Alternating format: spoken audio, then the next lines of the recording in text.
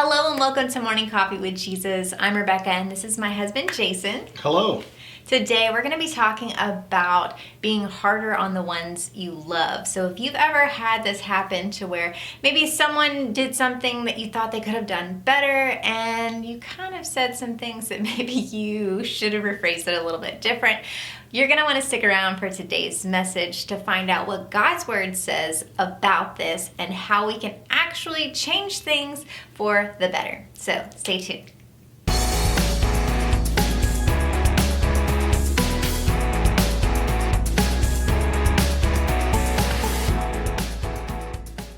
So we're talking about being harder on the ones you love, which is one of the reasons I have my wonderful husband here with me, because we've been married, 14 years. And so there's been some times to where maybe we felt like each other could have done something in a different way.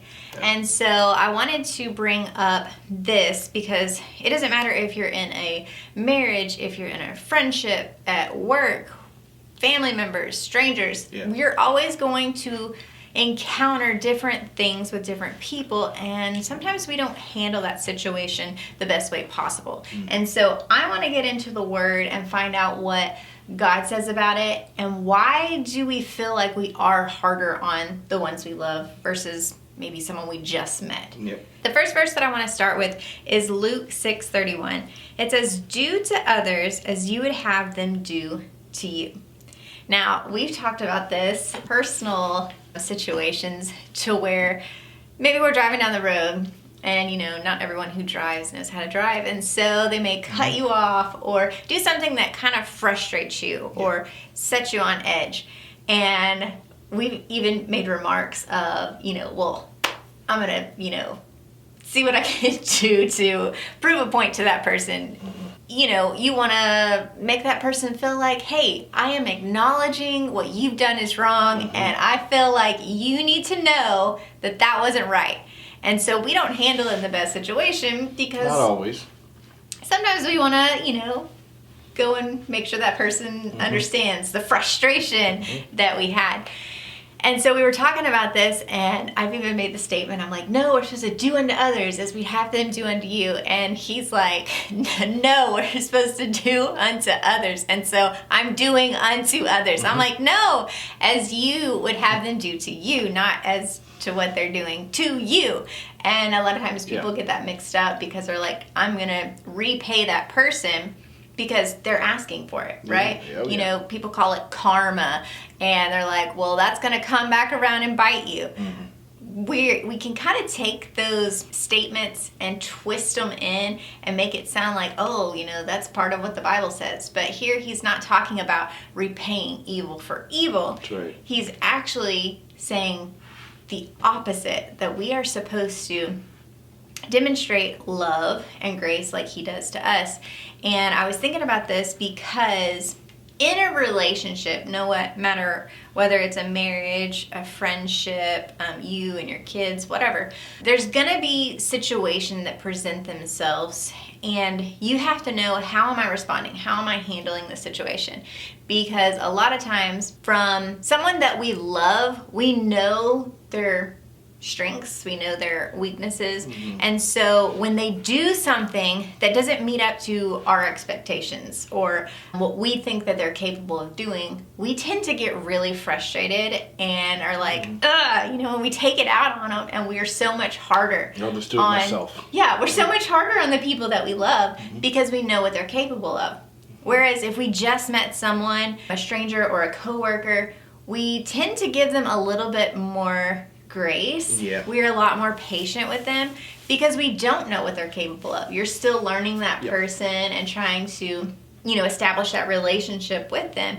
And so that's one of the reasons why I feel like we're harder on the people that we love. And then it got me thinking of, okay, well, if we do that in the natural, how much more do we do that to God? Right? It's a great thought.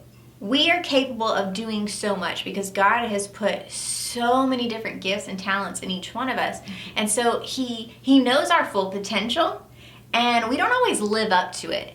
And thankfully, God is not there beating us up, putting us down, saying, I'm frustrated with you. I know what you can do and you're not doing it. So we need to take his example of if he's not, so hard and harsh on us, and he loves us so much, how much more should we be towards the ones that we love? Yep. I mean, think about it. I have to live with you, right? Yes, you do. So if that's the case and I am coming off sharp or degrading you, not valuing who you are as a person, I have to live with you. And so it's going to cause strife in the house. And then that's going to feed over. The kids are going to sense it. When people come in the house, they're going to be like, whoa, what is going on in here, right? Yeah. Because we didn't take care of what the word's talking about, of loving one another. Despite failures, mistakes, what we feel the person should or shouldn't do.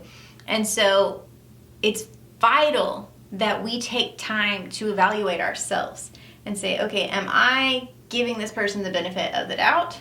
Or am I just really frustrated and I'm trying to take on too much? And so now it's just going out throughout the rest of our day.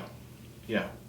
Well, I mean, in that scenario where you just mentioned, like, if you were, too sharp or something, which rarely or never happens. Oh, wow. Thanks. At this point in that scenario, right, I could either, like you said, go, do I need to respond? Right? Yeah. Eye for an eye, like, mess with the bull, you get the horns, right? Mm-hmm. Because when you do that, it just spirals completely out of control. Yeah.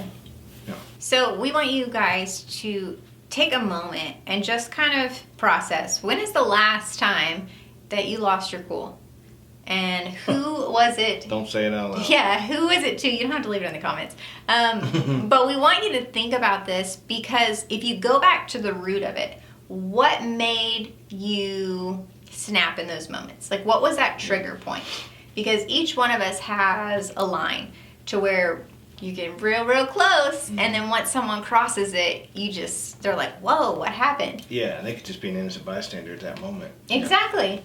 Yeah. And we're going to be talking about this in another session about chain of events, to where one thing, and then it leads to the next, and the next, and the next. But it's the same kind of thing that we're talking about right now, is how you do one thing, and then if it's not taken care of in that moment, and you let it linger over an hour, 2 hours, till it's nighttime, till the next day, it just gets bigger and bigger, until it spirals out of control, and it can cause a lot of problems in relationships, in your finances, in your mental state, your physical. It literally goes throughout all areas of your life because of something that we would consider so minor, right? Yeah. We're like, who cares? I mean, so what? We want to kind of get into a state of pride, to where we're like, I don't want to be the first one to apologize. They were wrong, I was right. Sometimes we need to be the bigger person and be like, who cares if I was right and they were wrong? I'm going to go and apologize anyways. But not an apology that's like, I know you were wrong, but I'm going to be the bigger person and apologize, right? That's not an apology. That is trying to stir some things back up again. So it's not doing what the Bible's talking about here in Luke, to where do unto others as you'd have them do to you. So if you want love, demonstrate love. If you want patience, demonstrate patience, right? Whatever it is that you want in your life, you have to be willing to give that in order for someone to even see how to do that. Because we live our lives as a testimony, as an example for others to be able to follow. Do we always get it right? No. But we can be quick to ask for forgiveness. We can be quick to change what we've done or said, to where we can get back in unity with whatever happened in those moments. Yeah. And you talked about earlier too, like you asked the question of how many times do we do that with God, right? Because if his word is saying, do unto others as you'd have them do unto you, he's there for love. Like, he's there for a comfort. He's there for a peace. And if we're not close with him, if we don't have a relationship with him, we may not know these things. Yeah. And I even think about, Jesus when he was on the earth. Like, that's the way he lived. That's the way he walked. I mean, all the people trying to set him up, trying to, get him to do things where they could judge him, right? And he just continued to just show kindness and love. Yeah. It's not always easy.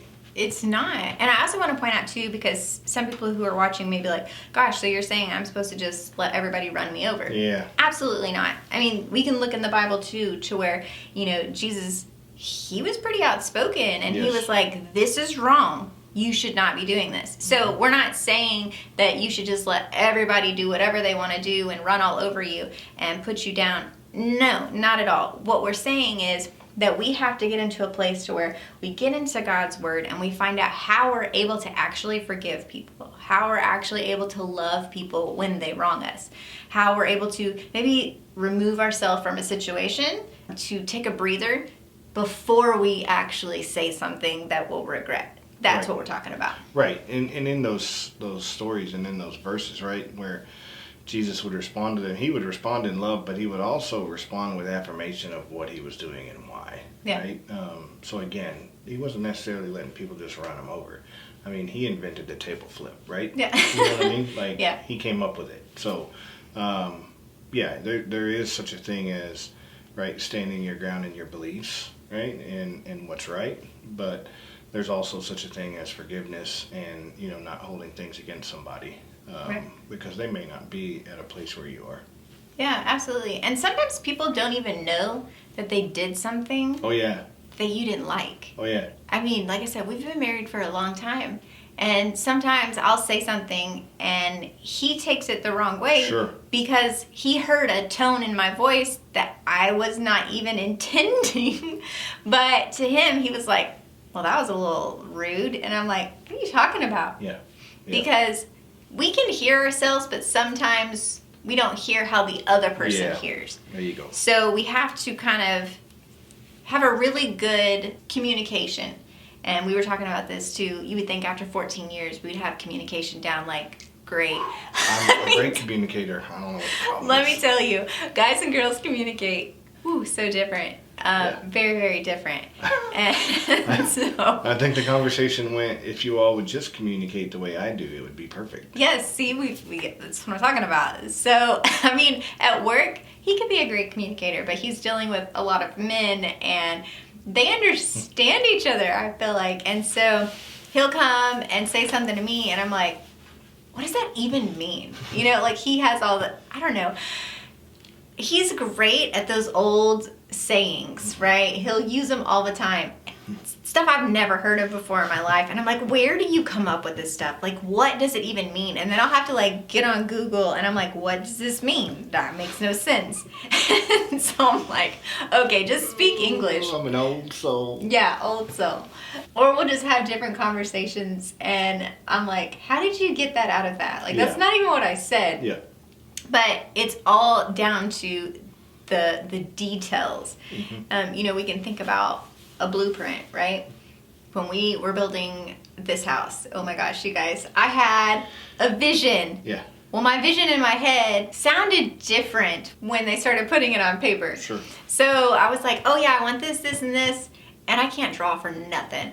And so I'm like trying to draw out everything on paper. And then when we take it to the architect, I'm like, this is it. This is my dream home. And he's like, that doesn't work. And I'm like, what do you mean? I drew it out. It's perfect. And he's like, yeah, but when you actually put numbers, like actual measurements, this wall is not symmetrical with this wall. Like, that won't work. And so I'm like, oh, okay. But there had to be a communication. Yeah. And then a way of actually interpreting what I was saying versus what it actually looked like. And so it's the same thing in a normal conversation with someone. You have to make sure you're on the same page. Yeah. Literally. Because just because you say, oh, I want to do this and this, it may mean something completely different in your eyes, right? Sure. So just taking time to communicate. Okay, what did you hear? Right? Something so simple, and you're like, well, how could you not get that? That's plain as day. Trust me, not everyone hears what you're saying. So give them the benefit of the doubt and kind of go over it again. Yeah. And then too, right, which I think you're probably fixing to go into this next verse in John 13, but where even though you're saying something to someone, right, and it doesn't seem like they're getting it, at that point, you have a choice to make, right? And so often, if it's somebody that we are familiar with, that we have a relationship with, right, whether that's a working friendship, spouse, whatever, family, whatever it is, the closer you are to that person, the more love and grace you need to try and show them. Yeah. Because it can be very, very frustrating. Oh, absolutely. I mean, if you have kids, you know how many times. How many times I tell you to do that? Right? And people parent differently, right? But no matter what, you've got to make sure that when you're talking to them, when you're communicating to them, right, before you get to the disciplinary side of things, right, you got to show love. You have to not get frustrated, because it's really easy, especially with kids. Oh my gosh, so easy. It's easy with people that you work with every single day, right, day in, day out, week in, week out, year after year. But then, like you started out saying, perfect strangers. It's like, well, I don't really know this person, so I'm going to give them a little more grace. Yeah. Right? And it can damage some relationships, right? Because those people that you don't have that grace and that love with, they see how you're acting and they're like, well, what's going on here? Yeah, you didn't do that for me. Yeah, exactly. I think of back when I was a kid and I would get in trouble. Mom and Dad would always make sure that they would sit us down. And I hated it. Oh my gosh, I hated it when I was a kid. I was like, just let's get this punishment over with, right? But no, my dad would sit us down and he would talk to us. This is why you're in trouble. And these are the consequences. But then after all of that, he would make us hug him. And I'm like, I don't want to hug you. I'm mad at you right now. But what he was showing us is that he loved us and that he didn't want to, take things away from us or, discipline. Yeah. It hurt him. We didn't understand that at the time. I do now that as a parent. I used to think the same thing. Yeah, right. Yeah. But he always made sure that he's like, I want you to know that I love you and kind of get back in that, good graces, I guess you could say, to where he's like, look, this is not what I want to do. I'm, teaching you, I'm training you. But he was making sure that he was correcting in love and not out of a state of, oh gosh, I'm so irritated with you right now. I'm taking this away from you. You're grounded, that type deal. It was, look, let me explain to you, this is what happened. Don't do these things again, and none of this will happen again, right? And sometimes we gotta do it again and again until we're like, well, what am I thinking? Why do I keep doing the same things over and over again? Right. And, God is so wonderful because even on those times to where we mess up, we get it wrong, we're like, oh, gosh, I know what I'm supposed to do, and I just keep going backwards. God's like, I'm still here. I'm still wanting to talk to you. I haven't left you. I am still here for you. I still want to help you. But sometimes we want to run away from him because we're like, oh gosh, I've messed up and I'm just not in a good place. Yeah. That we think we can hide from him, right? But we can't. God is everywhere, and you can't hide anything from him. He knew the moment it happened. He knew before it happened anyways, but you can't keep anything from him. So you might as well just run to him and say, all right, I messed up, so let's get this right again. Yeah. Same thing in relationships. Be quick to go back and be like, you know what? I don't know what I was thinking. I apologize. Yeah. Get it right. Don't wait days, weeks, months, years, and then try and come back and fix, what you should have fixed the same day. It could be something so easy that is over with. Now, I do understand there are, huge things, not just little, arguments and things that take place in people's lives that are a much bigger thing to just be like, oh yeah, I forgive you. I totally get that. But working towards that needs to start as soon as possible. Otherwise, you need to separate yourself from that situation if that's something that you're like, I can't be in this environment, right? So always take it to God and say, Lord, how can I release this? What is the best way to handle this? In Ephesians 4:26, it tells us, be angry and do not sin. Do not let the sun go down on your wrath.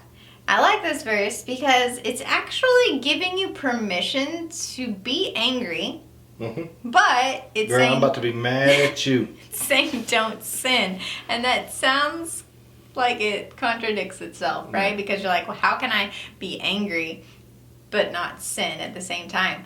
So, like we were talking about kind of in the beginning, there are different things that Jesus did not approve of, that he was like, that is wrong, that is not moral, this should not be taking place. Right. And he was angry about it. Sure. And he was like, no. And he made sure he let everyone know this is wrong. So there are times to where, yes, you can get to the place to where something, kind of makes you angry. Yeah. But how we respond when we're angry, that's where it's talking about don't sin. So, don't go and bust down someone's door and almost kill them. That would be sin, right? Yep. Okay? Yep. But you can be angry and say, that upsets me. And you can even let someone know those things, right? Like I can come to you and be like, that really upsets me. Like that made me mad. That's not sin. We're talking about it. He needs to know what upsets me. I need to know what upsets him, right? So we have that open communication to where we're able to discuss those things. But it also says not to go to bed in anger. So it needs to be dealt with right then. And I'm going to tell you, there's been some times where I'm like, I just don't want to talk to you till tomorrow. And let me tell you, this guy can fall asleep so fast. Yeah, don't let me lay down. He's like, whatever, I'll just let the care go and deal with it tomorrow. Yeah. And I'm like the type of person that can't go to sleep until we deal with it right now. Well, there's also, there's also times where you think, you know what, I have let it go. And internally, you're not upset and you're not angry. So you think, I'm just going to go to bed, right? Yeah. But if the other person still has not been released, if there hasn't been closure on that, technically, you're not supposed to do that. Yeah. I think I'm good. I don't care. I'll go to sleep right now. You know what I mean? But if you haven't, if I haven't corrected that, if I haven't closed that with you, then somebody's going to bed mad. Yeah, absolutely. Yeah. And it's your choice, right? Whether you come and you apologize, I come, I apologize. Sure. The other person has to receive that. Because if they don't, it's not on the other person. They did what they were supposed to do. They're like, I asked for forgiveness. You refused to forgive me. So I'm going to go to bed now. And yeah, it's not up to you, though. Yeah. Right? It's not up to you to make them accept your apology and go that route. You're free and clear then. You can close them little eyeballs. Yeah. But you also have to be mindful of the other person. Because even though you're good and the other person's not, there's still going to be that tension in the morning, right? Because not with me, I'm good. Yeah, not with you. You're great. Oh, okay. You're great. Don't you remember? I was good. See my point here? Okay. Two different, which is great because you can compliment each other. But at the same time, you want to make sure that you're still sensitive to the other person, right? That doesn't mean that you're trying to tiptoe around them and be like, oh, don't talk to that person today. We're not good. I'm good. They're not good. But you have to say, okay, Lord, I need you to help me know what now. Like I've asked for forgiveness. They do not want to forgive me. So what needs to happen here? And so many times we always want to just blame the other person. Like, well, if they would just let this go, this wouldn't be a big deal anymore. And sometimes the Lord will show you different things of, this isn't actually the root of the problem. And he'll show you something else that's going on in the other person's life to where you're like, okay, that's the area. And so just being sensitive to the Holy Spirit and letting him minister to you will help in your future responses from how to handle different things. Like I said, not everyone is going to do what the word says, but you are, because you are listening to the word, and that's how faith comes. Like I said, we've been married a while, and so we still are learning each other. And I know what buttons to push and which ones not to push. That's what I'm saying. You would think, you'd be like, oh, we got this thing figured out. But I've met people who've been married for 50 plus years, and they'll still tell you, yeah, we have disagreements, yeah, we are human. Yeah. We have different things we like that are different from the other. You're going to have difference of opinions, but it's about how you handle those situations, which is why I really wanted to talk about this, because we are so hard on the people that we love, and we've got to be mindful of, why am I doing this? Why do I have this higher set of expectations? Yeah. And in a sense, it's kind of, we are thinking highly of the other person, because we're like, man, I know you can do better than this. But to the person, it's like, man, you think I'm worthless. You think I am no good. And so what could be taken as a compliment actually comes off as an insult. Yeah. And so we've got to be careful about putting people down, being too harsh or hard on them in moments when we should be showing them love. Yep. Agreed. Proverbs 15:1 tells us, a soft answer turns away wrath, but a harsh word stirs up anger. Bro, that one couldn't be more true. Think about it. You can say one thing. Okay, you can say no thing. How about that? Yeah, you actually can say no thing. Let me tell y'all. Okay, so I can give him a look, and he's like, what's wrong? Yeah, what's your problem?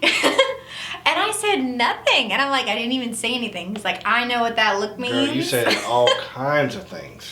So you don't necessarily even have to say anything. Your facial and your body language can say way more than words can sometimes. Yep. So here, I love that he's saying, a harsh word can stir up anger. So being mindful of, is that really what I should say right now? Because there have been times to where, things will be going on, and I'm like, I don't have a good line, right? That's not going to help me in that case, but man, it sounds good. And I'm like, don't say that. Why would you say that? That's going to totally mess up the rest of this day. And so just keep it to yourself. Say, all right, Lord, forgive me for thinking that. And then continue on. You don't have to be smug, and you don't have to be, whatever. Sometimes it's better not to say anything. Just no looks, no nothing. Yeah, just keep on walking. Don't stop. Don't look. It's hard to argue with somebody who doesn't argue back. Exactly. Right? It's hard to continue to stir up anger with somebody who's not responding to you at the same level. Yeah. Right? I mean, it takes two to tango. Absolutely. Like, that's the truth. And so when you have soft answers, right, you're going to de-escalate a situation. Yeah. Right? When you have harsh, sharp, right, really good lines that you want to use, you're just going to continue to just kick that hornet's nest over and over again. Yeah. The last verse that I want to read is Ephesians 4:29. It says, let no corrupt word proceed out of your mouth, but what is good for necessary edification, that it may impart grace to the hearers. Sometimes we need to just remind ourselves of this verse. Let no corrupt word proceed out of your mouth. You can have a thought.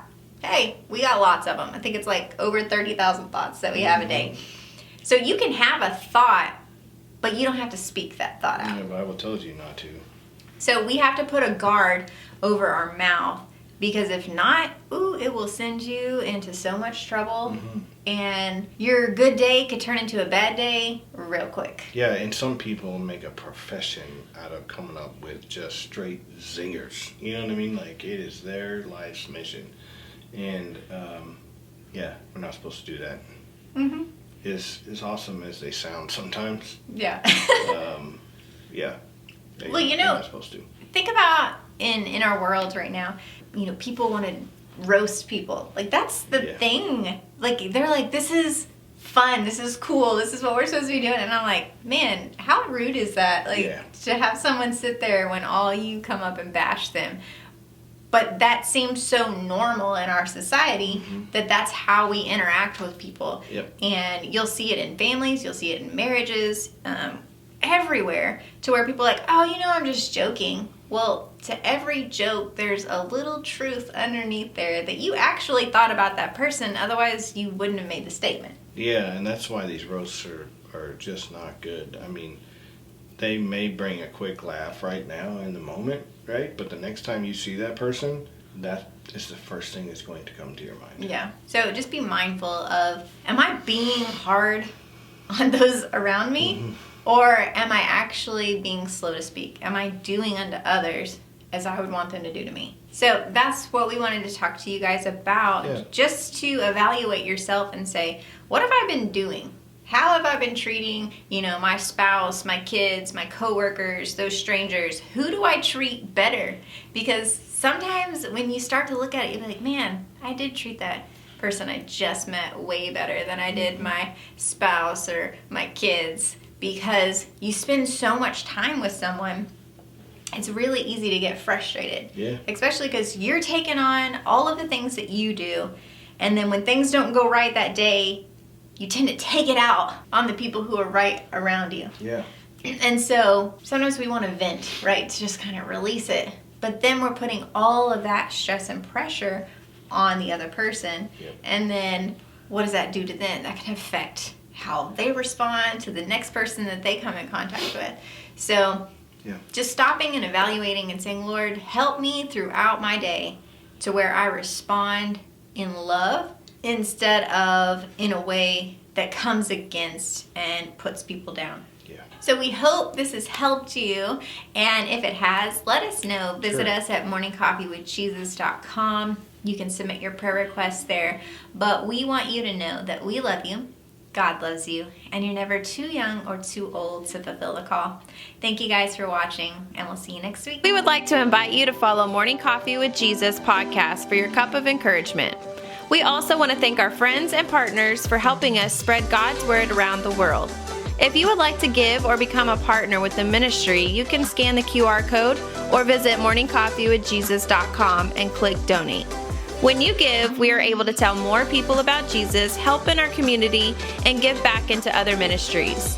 If you have a prayer request or would like to stay connected, you can visit MorningCoffeeWithJesus.com/stay connected.